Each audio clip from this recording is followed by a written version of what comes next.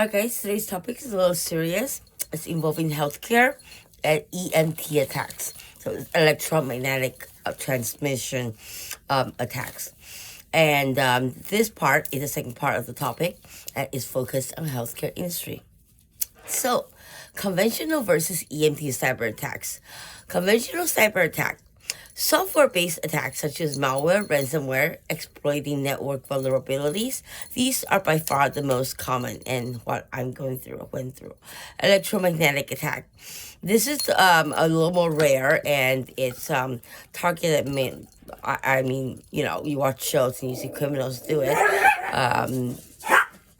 This is generally not considered a typical cyber attack because it requires physical effects on the hardware rather than exploiting software. Now, what's scary is that even years ago when the heart pacemaker came out, people can actually hack into it using the serial number and be able to disable it and cause a heart attack. It's not just because it's on the show, maybe 24 or some other show, but it is real. And research did show that there are instances of people that uses that method for higher political reason maybe or whatever it is.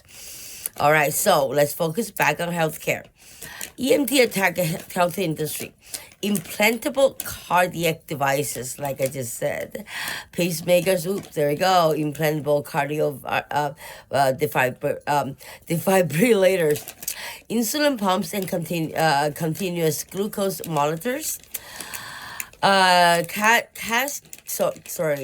Cochlear implants, neurostimulants, hospital patient monitors, infusion pumps, ventilations, as well as imaging systems such as MRI, which have their own specialized electromagnetic safety requirements.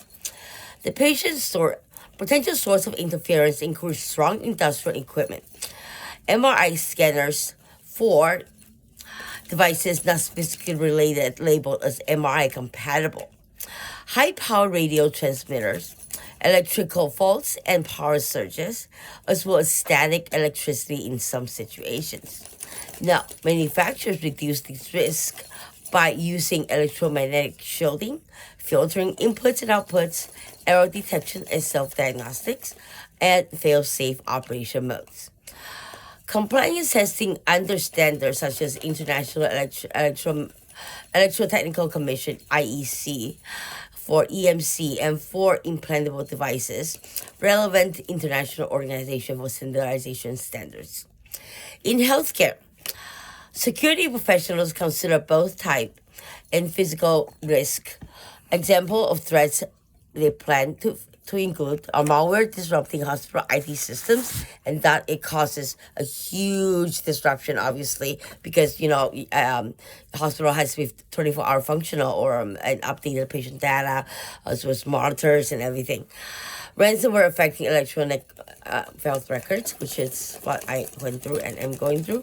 Power outages and electrical disturbances. I explain ransomware quite a bit. So if there's anybody that want to understand or help me, get my company and life back, that'll be really great. Because it really impacts you. Electromagnetic interference for equipment malfunction or unusual environmental conditions, as well as insider threats and unauthorized physical access. Organization that operates critical infrastructure, healthcare systems, military equipment, and data centers typically protect against these threats using measures such as shielding enclosures and cables, like I said, surge protector, EMC design and testing, redundant system and backup, as well as network segmentation, which is very important, and physical security. So you also, have the backup in different places, to avoid the interruption of services as well as available data for healthcare operations to be carried out.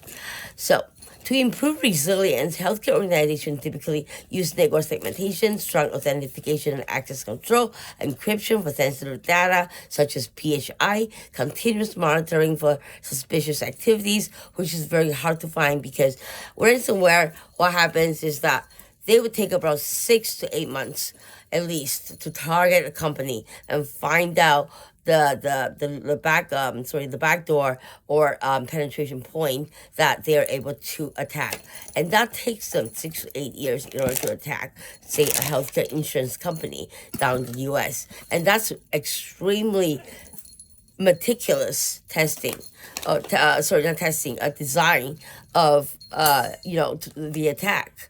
And if it takes 6 to 8 years as an organized crime, let's say 10 people, what they can do, they're doing to me and they did to me, and many other companies, has suffered from this. And, to get the data back is not just that, they continue to destroy, your part of your life because they have all the records already to the EMR. So, all right, well, let's just see. While research has demonstrated that electromagnetic phenomena can affect electronic system under laboratory or specialized conditions in healthcare, there are very few documented real-world causes where electromagnetic effects have been used as a practical means of carrying out a cyber attack against medical devices. Well, yes, there are stories, trust me.